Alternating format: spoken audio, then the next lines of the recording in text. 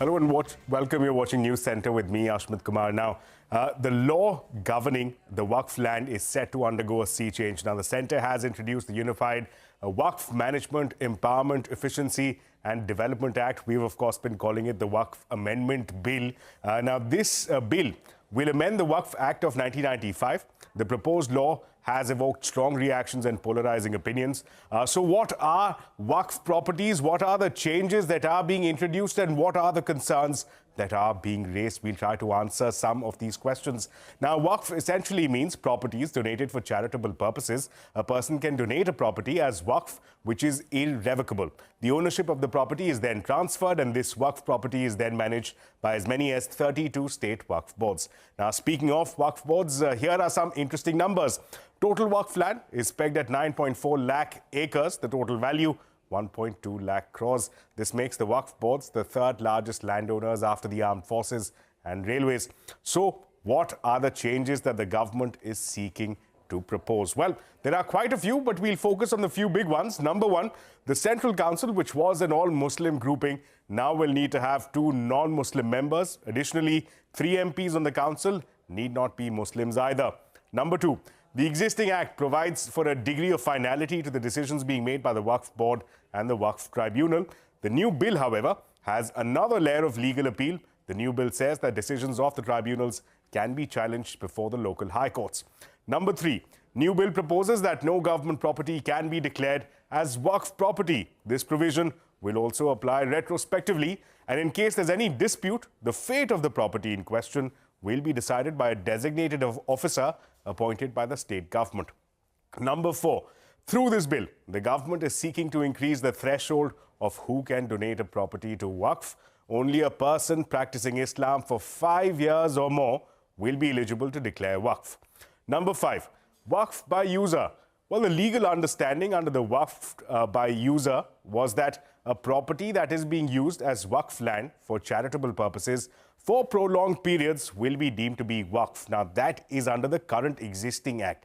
This legal clause, however, is being removed entirely as a part of this proposed bill. And finally, number 6, the new law has also omitted Section 40. Section 40 is the provision that gave Waqf boards the power to decide whether a property is a Waqf property or not. Now, the sweeping changes have seen various political parties and Muslim organizations slamming the bill as an attempt by the centre to dispossess Muslims of their wealth. Critics also question the stripping of powers of Waqf boards and the possible enforcement of oversight and audit powers that the bill has blessed the state as well as the centre with. Now, let's go across to the Parliament action where we had heated exchanges take place in the Lok Sabha.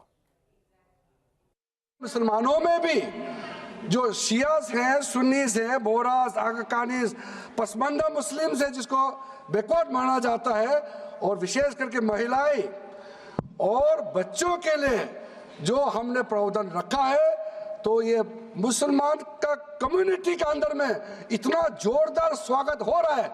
इसका audit proper होना चाहिए, तो audit का भी प्रावधान हम लोग राज्य सरकार को ऊपर में छोड़ रहा है, क्योंकि आखिर तो सर ये सारा प्रॉपर्टी का अथॉरिटी राज्य सरकार का है। इस बिल के द्वारा 4 इनके मूल उद्देश्य। पहला मूल उद्देश्य है कि संविधान को कमजोर करना, टू डाइल्यूट द कॉन्स्टिट्यूशन। इनका दूसरा उद्देश्य है भ्रम फैलाना, to defame the minority communities of India. इनका तीसरा उद्देश्य है to divide the Indian society. चौथा इनका उद्देश्य है to disenfranchise the minority communities. ये उम्मीद सिर्फ एक शब्द नहीं, ये इस कानून का सार है, इस कानून का आधार है, क्योंकि ये उम्मीद देता है उन सभी गरीब मुस्लिम समुदाय के लोगों को जिनका अधिकार वक्फ के आड़ में छीन लिया गया और उसको भ्रष्टाचार और लूट का साधन बना दिया गया। वक्फ बिल के पीछे की न तो नीति सही है, न नीयत। ये देश के करोड़ों लोगों से उनके घर दुकान छीनने की भी साजिश है। भाजपा एक अलोकतांत्रिक पार्टी है, वो असहमति को अपनी शक्ति मानती है। जब देश के अधिकांश राजनीतिक दल वक्फ बिल के खिलाफ हैं, तो उसे लाने की जरूरत क्या है जो जिद क्यों कर रहे हैं सरकार? Well, again, as we saw heated exchanges there in the Lok Sabha. Meanwhile, to discuss this and to take this forward, we have with us Ali Daruwala, spokesperson of the BJP, Congress spokesperson Bhavya Narasimhamurthy, Zeenat, Shaukat Ali is Director General of Wisdom Foundation, as well as senior journalist Shahid Siddiqui, also a former Rajya Sabha MP. They'll be joining us. But first, I'm given to understand that Ms. Narasimhamurthy is with us from the Congress.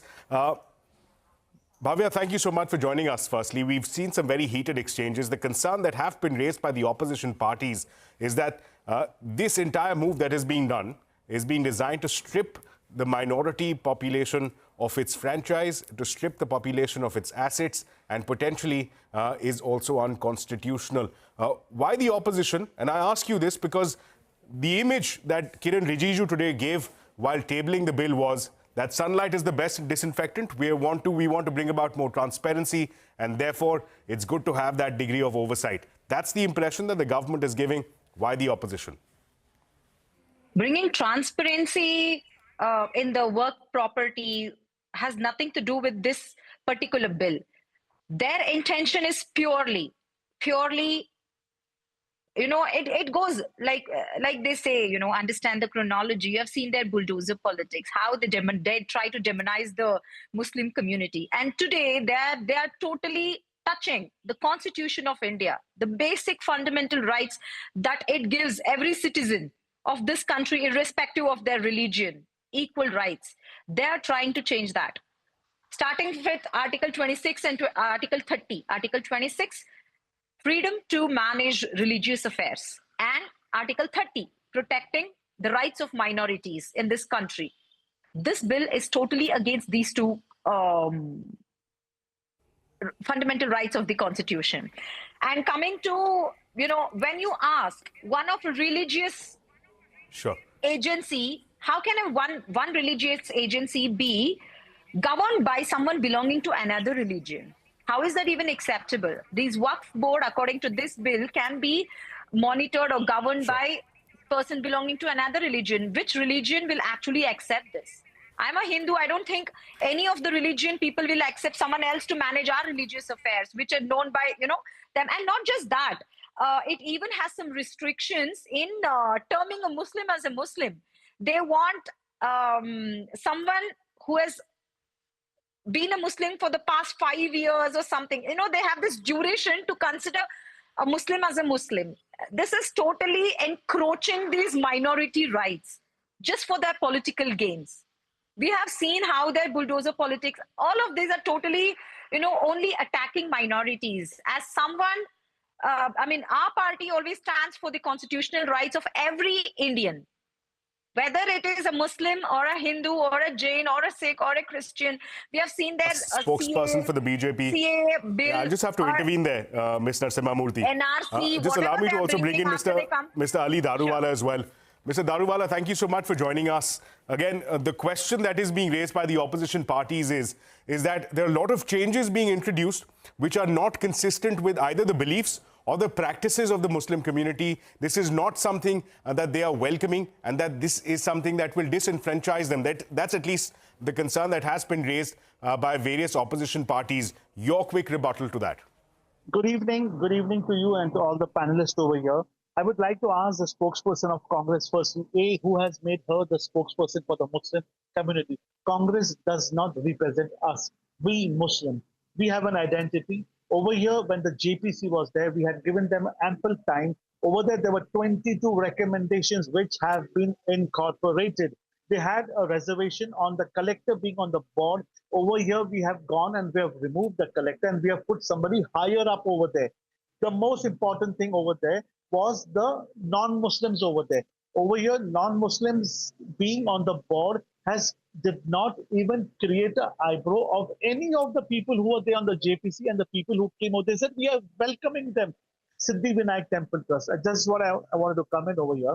Siddhi Vinayak Temple Trust, the largest congregation in Maharashtra, the Palki, where 40 lakh people walked from Alandi to Jijuri. The main caretaker of the Jijuri Mandir is a Muslim.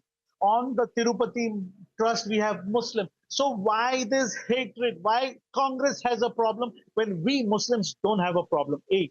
B. As a panelist over here and yourself, I will bow down to all of y'all. In last 100 years, to show me a single establishment, a college, a school, a hospital, a medical college, leave alone all this, a masjid or even a small clinic where someone has gone and set up by Waqf and they have got some services over there. Show me one. I am asking the panelists, did she see anything made by Waqf? She is speaking over here, totally baseless. Show me right now, and we will again have a show on CNBC, and I will be totally responsible for what I'm saying over here. This is being misguided. What happened to CANRC? They say Musalman ko kha jayenge, Musalman bhag jayenge. Let's not go there. Mr. Daruwala. What happened? Mr. Daruwala, we'll end up expanding the scope of the conversation to beyond the 30 minutes that we have assigned to us. Can I please Bhavya, I'll just come to you in a bit, but also let me go across to Dr. Shaukat, who's joining us. I'll come back to you, Bhavya. Bhavya, just for a little, I'm asking for just a little patience. I'll go across to Dr. Shaukat Ali, who's also joining us. Dr. Shaukat Ali, the question that the BJP is trying to raise is that what good has come of the Waqf boards that we have seen for the better part of the last very many years.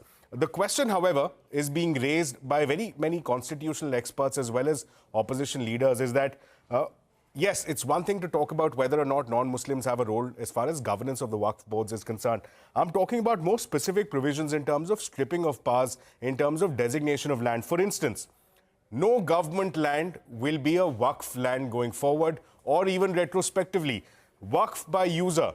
Land that has been traditionally been used as Waqf land for charitable purposes, like for a mosque or perhaps a graveyard, that will not happen. That will be discontinued prospectively from here. At least that's the assurance that has come from the government. The question that I'm asking is that are we paving the way for even more litigation, even more slugfests in terms of management of 9.5 lakh acres of land? You have a very strong point. You see, it is going to happen because, you see, the Waqf land itself. Now, you know, in UP also we have been told that a large amount of land has already been taken away. You know, I mean, I don't know whether this is a factual or not, but, you know, Zuma has it that, you know, 11,000 acres of land has been taken away, which is Waqf land by the government. And so it has been in Karnataka and other places. Now, you see, your question, what you are asking me, is it is bound to create litigations. And because it is, see, today land is the most important issue in the world. There are wars fought because of land, that, you know, the ownership of that land. You look at what is happening in Gaza, for example. And it is a land that is, you know, that the ownership of that land, you know, becomes, when it becomes questionable or when it is questioned, the litigations have gone right up to the United Nations, and so far we have not seen any kind of a consensus because, you see, people have different opinions in this matter. So, I mean, that is on a very large scale and international, but I'm talking about on a smaller scale in India. When there is land involved, whether it is Muslim land, whether it is Waqf land, whether it is belongs to any other denomination, especially religious denomination. Today, religion has become, you know, religion is meant for spirituality to unite people, to get people under one umbrella, to make us compassionate, to make us humble, to make us caring and sharing for each other. And unfortunately, the misuse of religion today has become such that, you know, we have begun to dislike and suspect each other. We have begun to hate, dislike and hate each other. I mean, these are all, you know, sort of maneuvering. That's an interesting point that you've made, Dr. Ali. An interesting point that you make there, Dr. Ali, about whether the government or the state has a role to play as far as management of religious affairs are concerned. Let me take that across to Mr. Daruwala. Mr. Daruwala, same question to you. I'm diving into two very specifics here. One, the provision in the bill that says no government property can be declared as Waqf property. That's number one. And that will apply not just prospectively, but also retrospectively. The other is Waqf by user again being discontinued. This is a practice that will no longer have the blessings of the law, at least as per the new bill that has been tabled in the Parliament. Will it, as per you, will it not invite or perhaps create room for even greater litigation when you're providing these grounds that there needs to be a distinction made? No government land can be Waqf land. There can be no case made for Waqf by user. Is that not paving way for more litigation? Correct. Answering your question straight. Over here, there are distinguished panelists. I spoke to Shaukat ma'am, such a distinguished lady. She had her thoughts so clear. She was though misguided that 11,000 acres in UP has been taken over. Just setting the record right for her. I'm sorry, I'm going beyond my purview. That no such land has been acquired in Uttar Pradesh. Karnataka, Waqf is the only board which is so active over there. They do not even adhere to the local politics and the local government. Now, answering your question straight, don't you think a government land being declared as Waqf and by a panel, I would distinguishly, I will not call them fools or something out of due respect. This panel of 7 people, if you see how they are elected, for 100 years it is running in the family. There is no transparent election. The Mutwalli, Shaukat ma'am will understand when I'm saying this, the Mutwalli, the Imam, the Bangi, it is going in the family. And so much of Waqf land has been sold for peanuts. For a value of rickshaw, the land has been given. We have cases here in Pune where just for a rickshaw, land has been sold. Over here, government land cannot be declared. It is out of the preview of the Waqf board. And coming to the second question over here, Waqf cannot be arbitrary. In India, there is nothing that is arbitrary. Everything has to need to go to court. Did the Congress fear it going to the court? Why did it kept this bill out of the clutches of the honorable court? I, as a BJP spokesperson, can tell you with total confidence that supreme judiciary is supreme and it is not penetrable. That is my words. Anything that goes to the honorable court in India, there are no two ways that you will not get decision. Let the control go to the court. Period. Let there be judicial oversight. Let me take that across to Ms. 100%. Narasimhamurthy. Ms. Narasimhamurthy, you wanted to join in on the conversation. The question I want to ask you is that the government is proposing that, look, we only want more transparency. What's wrong with having more judicial oversight? What's wrong in not having government land fall into Waqf hands? That's the question being asked. And what is wrong with having some amount of high courts overseeing these issues? That's the point that Mr. Daruwala is trying to raise. First, I want to respond to Mr. Daruwala's question as to who made me the Muslim spokesperson. Sorry, I'm not the Muslim spokesperson here. I'm a Congress party spokesperson. I speak for my ideology. So do I expect it from you. You might be a Muslim. You might be a Muslim by your religion, sir. But if you had represented Muslims, if you had, because he started it, let me just put an end to it. If you were a Muslim, if you had represented Muslims here, you would first question your own party as to why there is not one cabinet ministers from your community, why there is not one Muslim candidate. We're again widening the scope of the conversation, Ms. Narasimhamurthy. We're widening the scope of the conversation, Ms. Narasimhamurthy, and urge all of our panelists to stay within the remit of the Waqf bill that we're discussing here. Otherwise, just say you're a BJP spokesperson. None of us are audible over the other. Ms. Narasimhamurthy, I'll just request you to stay within the limit. Yeah, because he started, he asked me that question, so I had to give it back. I have to tell him, like, you do not represent Muslim community at all. If you did, you would have questioned the You've given your answer. Let's focus there. On the bill now. Let's focus on the bill, Ms. Narasimhamurthy. That thing. And government oversight, which other religion has government oversight? Why particularly Muslim religion is our question. Doesn't it take away their fundamental rights? And more importantly, the way they're centralizing this, doesn't it take away the federal structure of this country? Isn't it against the federal rights of the states? This is under concurrent list. Right. Right? And if you have a national portal, yeah, you're centralizing it. You're taking away the states' rights here, not just the Muslim community rights. Why would you impose that on all the states like this? Answer is that. Right, Ms. Murthy, it's a volatile conversation with very strong opinions on either side. I'll urge all of our panelists to stay on with us. Rights have been violated. We're just diving into a very short break. But we'll continue this interesting conversation on this very polarizing subject on the other side of this short break.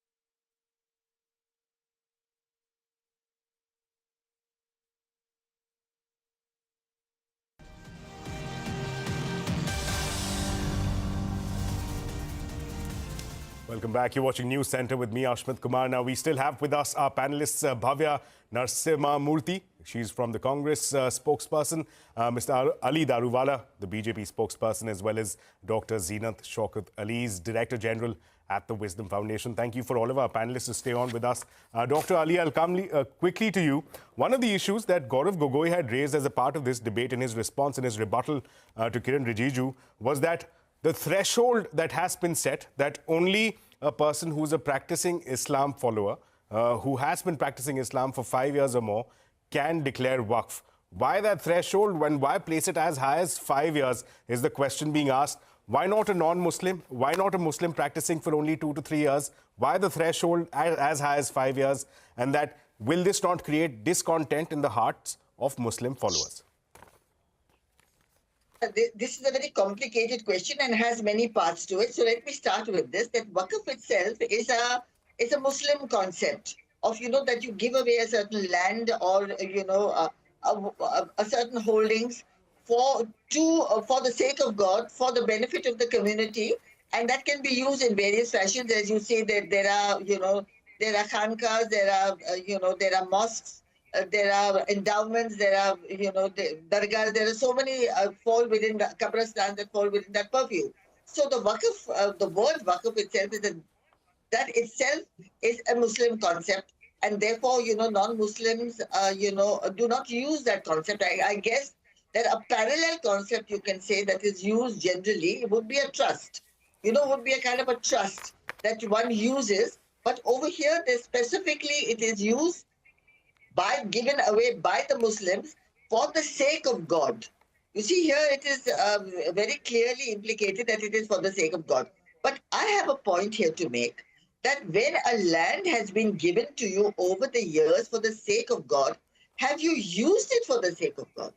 What have you done over the years? And here I would like to come to the point that Mr. Daruwala was making, for which I am, sure. I would say that yes, that when there is government land involved.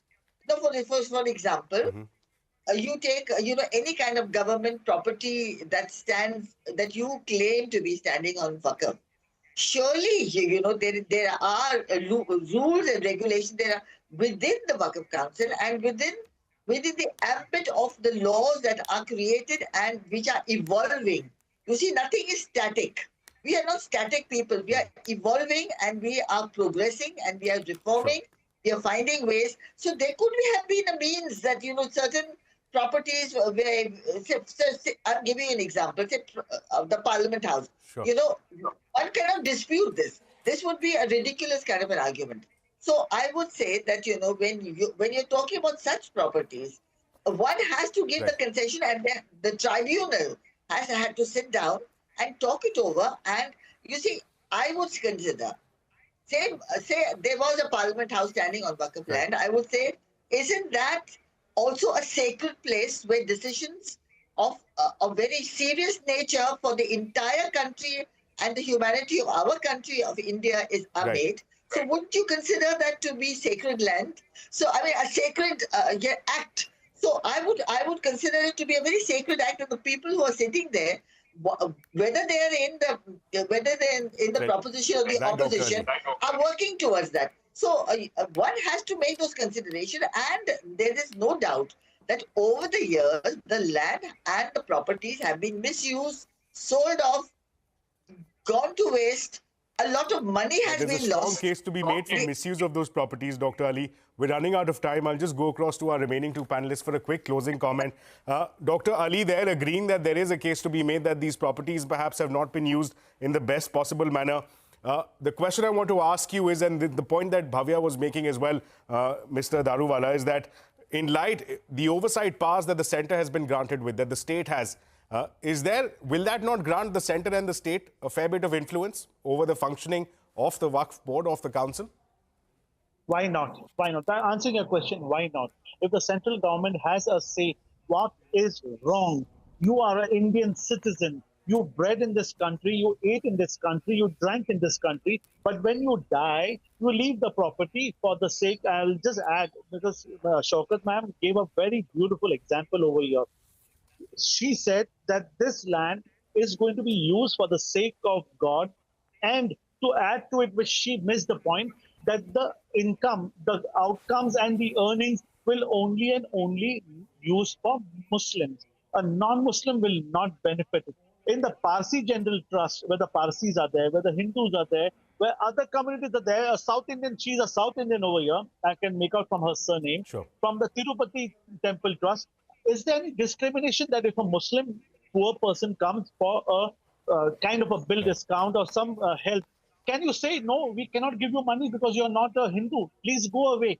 How does it sound? Ma'am, be a fair human being. You're citing best practices across religions. We're completely out of time. Bhavya, coming to you for the quick 30-second final comment. How can you send an Indian citizen away just because he's not a This Muslim? particular bill, Honestly. So I'm talking for every Indian Right, citizen, whether it is a Muslim or a Hindu or a Christian. We Hindu don't care. is not entitled. When for Congress some party is benefit. here, anyone's right has been violated, we speak for them. We speak for the minorities, we speak for the OBCs, we speak for the SC/STs. As simple as that. I don't care if you are a Muslim or a Hindu. I don't care if you belong to BJP or whatever. But you are just being so selective. I'll just have to cut this conversation short. But very important, this is totally against the constitutional rights and the federal rights of the states. Setting up a digital clearly portal, very passionate centralized arguments being made by all of our panelists there. I'd like to thank all of our panelists, including Dr. Ali, Ms. Murthy, as well as Mr. Daruwala, for sharing their time and their perspective. Clearly a polarizing subject. We're yet to see a vote on that in the Parliament. We'll, of course, keep you updated on the latest coming in on the Waqf Amendment Bill. But that's all the time that we have. It's